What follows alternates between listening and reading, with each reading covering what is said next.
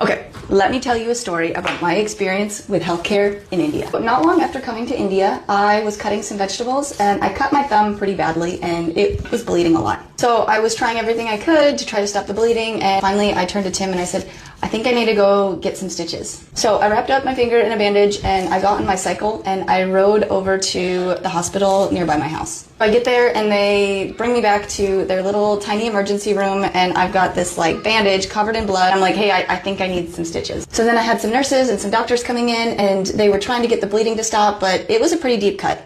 Until just then, one of the nurses actually wrapped it in a way that the bleeding was able to stop, and they said, actually, maybe we don't have to do the stitches. Then I went to the reception to pay, and they only charged me 50 rupees. Now, this entire ordeal took about 45 minutes. Now, there's a few main things I want to highlight about this experience.